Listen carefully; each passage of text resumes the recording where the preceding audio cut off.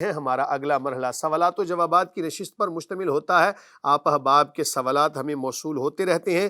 قاری صاحب کون سے آج کے سوالات جی مفتی موصول ہیں؟ صاحب، آج کا پہلا سوال، ایک بہن اپنا اور شہر کا نام ظاہر کیے بغیر کہتی ہیں کہ میری عمر 33 برس ہے، میری شادی کو 6 سال ہو گئے ہیں، میرے شوہر کی پہلے بھی 2 بیویاں ہیں، میں تیسری ہوں۔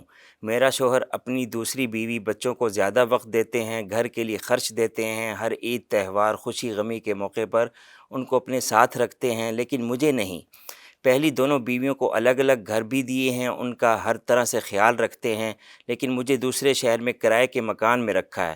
میرے پاس 2 مہینے نہیں آتے، آئیں بھی تو 1 ہفتے کے لیے آتے ہیں۔ جب میں بچوں کو وقت دینے کا کہتی ہوں یا اپنے ساتھ شفٹ کرنے کا کہتی ہوں تو غصہ کرتے ہیں اور کہتے ہیں میں کچھ غلط نہیں کرتا، تھوڑا صبر کرو سب ملے گا۔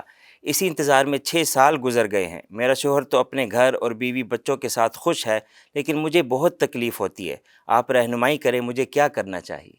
بسم اللہ الرحمن الرحیم۔ بڑی ہی دکھ بھری کہانی ہے، ظاہری طور پر سننے والے کا دل بھی پگھلے گا، لیکن یاد رکھیں کہ جب شرعی معاملات کو ملحوظ خاطر نہیں رکھیں گے نا، چاہے وہ خاتون کی طرف سے ہوں چاہے جناب وہ مرد کی جانب سے ہوں، جب شرعی معاملات شرعی تقاضوں کو مد نظر نہیں رکھیں گے تو ایسی خرابیاں آنا زندگی کے اندر کوئی محال نہیں ہے۔ یاد رکھیں کہ جب بھی نکاح کیا جائے تو اس کے لیے حکم کیا ہے؟ نکاح کا اعلان کرنا۔ بلکہ امام مالک علیہ رحمہ کا جو قول ہے نا، یہ بڑا پسندیدہ ہے کہ نکاح کا اعلان کرو۔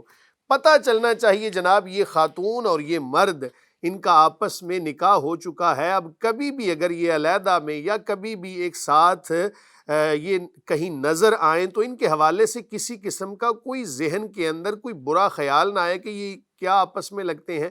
تو اس لیے اگر نکاح کا اعلان کیا ہوتا تو یہ ساری خرابیاں آپ کی زندگی میں نہ آتیں۔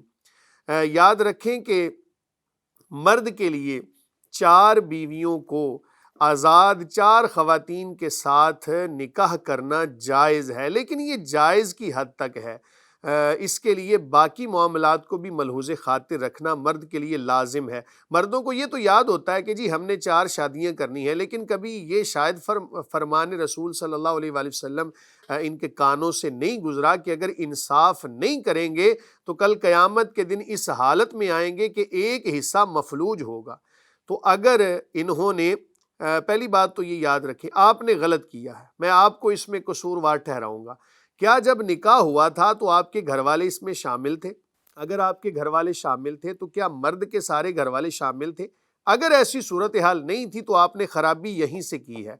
شرعی طور پر کوئی کام جائز ہوتا ہے جناب، لیکن اس کو کرنا لازم نہیں ہوتا۔ کچھ ضروری نہیں ہوتا کہ ہر جائز کام کو کیا جائے۔ ہمارے ہاں کیا ہوتا ہے جناب، جواز کی حد تک فتویٰ لیا اور جناب اس پہ عمل کرنا شروع کر دیا۔ تو یہ ساری خرابیاں کیوں آئیں کہ آپ نے نہ تو اپنے گھر والوں کو یہاں پر بٹھایا ہوگا اور نہ ہی اس کے گھر والوں کو، بس چھپ چھپا کے نکاح کر لیا۔ وقتی تھوڑی سی جو ذہن کے اندر ایک ہوتی ہے نا نفسانی خواہش، اس کو تھوڑی دیر کے لیے نا ذرا سائیڈ پہ بھی رکھنا چاہیے۔ ہمیشہ یاد رکھیں جناب، فیصلہ کرتے ہوئے آپ نے جب بھی فیصلہ کرنا ہے نہ تو غصے کی حالت میں کرنا ہے اور نہ ہی بہت زیادہ خوشی کی حالت میں۔ اگر غصے کی حالت میں کریں گے تب بھی فیصلہ غلط ہوگا، اور اگر جناب بہت زیادہ پیار محبت میں فیصلہ کر لیں گے تب بھی فیصلہ غلط ہوگا۔ تو بہرحال آپ اپنے خاوند سے مطالبہ کر سکتی ہیں اپنے اخراجات کا، اور وقت دینے کے حوالے سے خاوند اگر مکمل ٹائم نہیں دیتا، ضروریات زندگی مہیا نہیں کرتا تو گناہ گار ہے، کل قیامت کے دن جواب دہ ہوگا۔ اس کو چاہیے کہ تمام بیویوں کے ساتھ انصاف والا معاملہ کرے۔ تاہم اب یہی ہو سکتا ہے کہ صبر شکر کے ساتھ زندگی گزاریں۔ یاد رکھیں مسلمان کے لیے نبی کریم صلی اللہ علیہ وآلہ وسلم فرماتے ہیں، جس کا مفہوم ہے کہ مسلمان کبھی گھاٹے میں نہیں رہتا۔ مسلمان کے لیے 2 چیزیں ہیں، یا تو اسے نعمت ملے گی یا تکلیف۔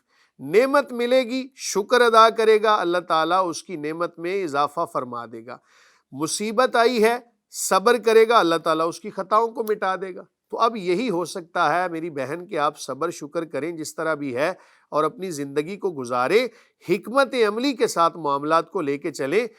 بہرحال اگر آپ عدالت میں مقدمہ لے کے جانا چاہتی ہیں تو آپ کو شرعی طور پہ اختیار ہے، اپنا معاملہ قاضی کے پاس لے جائیں۔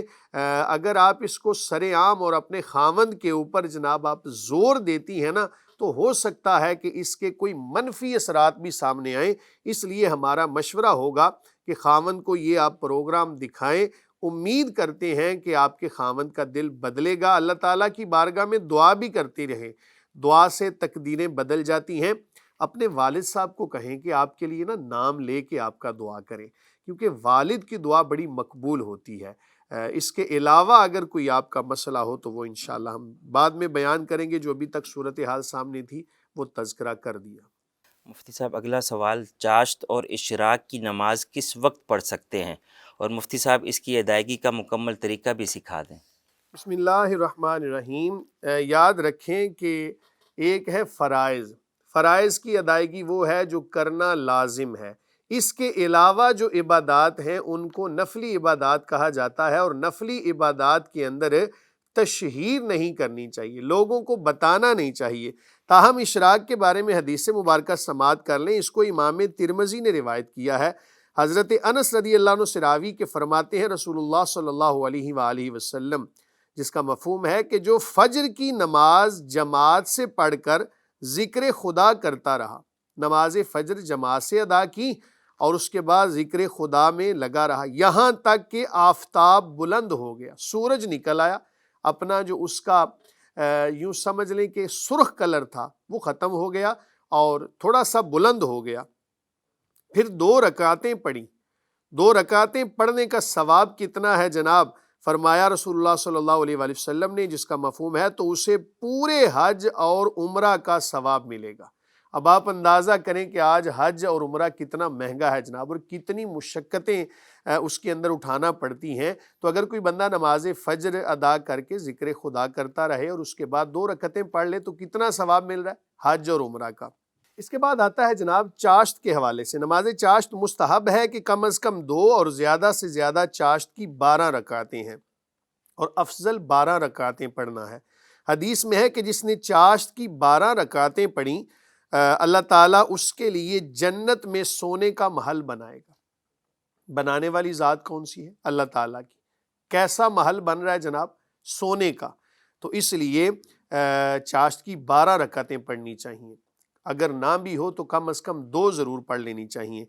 صحیح مسلم شریف میں حضرت ابو ذر رضی اللہ عنہ سے مروی فرماتے ہیں صلی اللہ علیہ وآلہ وسلم، آدمی پر اس کے ہر جوڑ کے بدلے میں صدقہ ہے، اور کل 360 جوڑ ہیں، ہر تسبیح صدقہ ہے، ہر حمد صدقہ ہے، لا الہ الا اللہ کہنا صدقہ ہے، اللہ اکبر کہنا صدقہ، اچھی بات کا حکم کرنا صدقہ، بری بات سے منع کرنا صدقہ، اور ان سب کی طرف سے 2 رکعتیں چاشت کی کفایت کرتی ہیں۔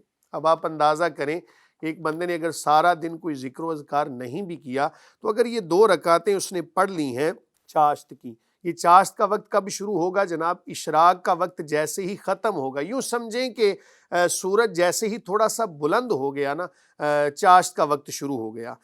ایک اور روایت سماعت کر لیں، فرماتے ہیں رسول اللہ صلی اللہ علیہ وآلہ وسلم کہ اللہ تعالیٰ فرماتا ہے، یعنی حدیث قدسی ہے کہ اے ابن آدم، شروع دن میں میرے لیے 4 رکعتیں پڑھ لے، آخر دن تک میں تیری کفایت کروں گا۔ تو 4 رکعتیں شروع میں جناب پڑھ لیں، 2 اشراق کی پڑھ لیں، 2 چاشت کی پڑھ لیں، تو سارا دن اللہ تعالیٰ کے ذمہ کرم میں آ جائیں گے۔ تو اس لیے کوشش کریں ان پر، اور بھی بہت زیادہ اس کے اندر فضائل ہیں۔ جو 2 رکعتیں چاشت کی پڑھتا ہے اس پر محافظت